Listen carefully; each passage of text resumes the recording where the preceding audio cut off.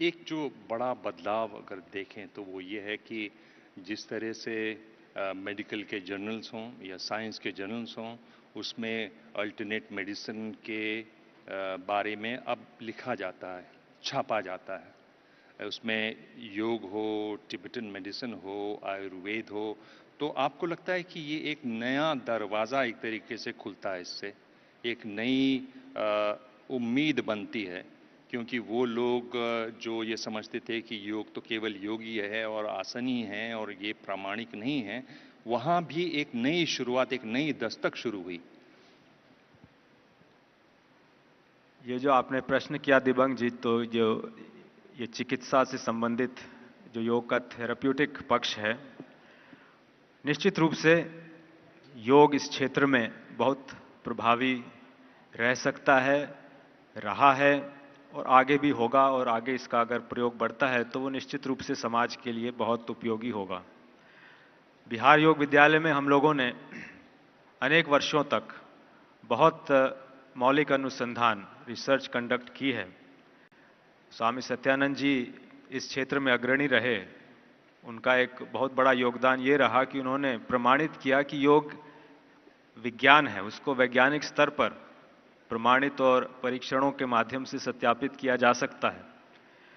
उन्होंने एक संस्था भी स्थापित की थी, योगा रिसर्च फाउंडेशन, योग अनुसंधान संस्थान, जिसने 70, 80, 90 के दशक में बहुत रिसर्च वर्क किया। ये जर्नल्स में और हमारे पुस्तकों में प्रकाशित भी हुआ है,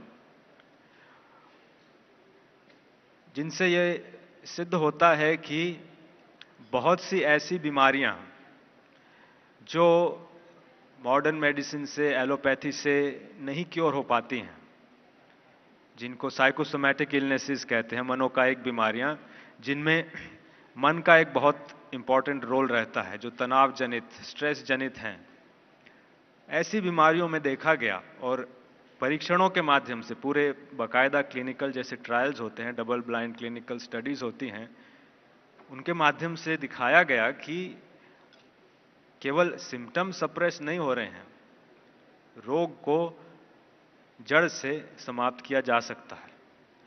बस शर्त यह है कि जो मरीज है, जो व्यक्ति है, उसको कुछ अभ्यास करने पड़ेंगे, कुछ जीवन में संयम लाना पड़ेगा, वो पुश बटन नहीं हो सकता है।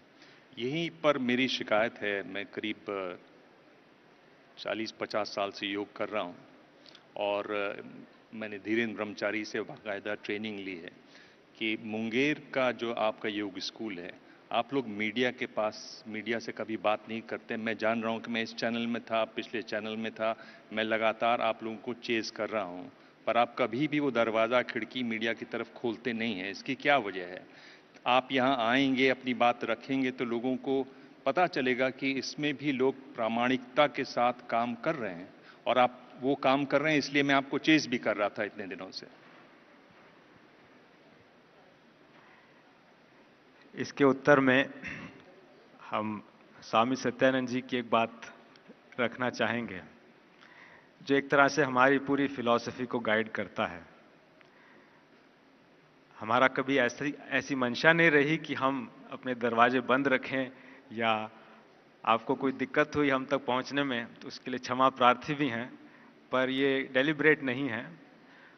बस इतना है कि क्योंकि हमारी सन्यासियों की संस्था है और ये कार्य हम जो एक आदेश प्राप्त हुआ था स्वामी शिवानंद जी से, उसकी पूर्ति हेतु करते हैं, तो ये एक सेवा भाव से किया गया कार्य है और इसमें व्यक्तिगत उपलब्धि या प्रतिष्ठा की कोई गुंजाइश नहीं। स्वामी सत्यानंद जी कहा करते थे कि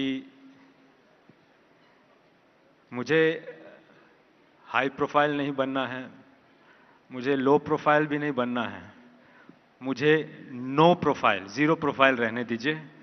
पर्दे के पीछे रह के मैं जो काम कर सकता हूं वो शायद पर्दे के सामने आके उतना ना कर पाऊं। तो उन्हीं की जो गाइडिंग फिलॉसफी है उसके अनुसार हम करते हैं, पर बाकी ऐसा कुछ नहीं है कि हम अपने द्वार बंद रखते हैं। हमारे द्वार खुले हैं।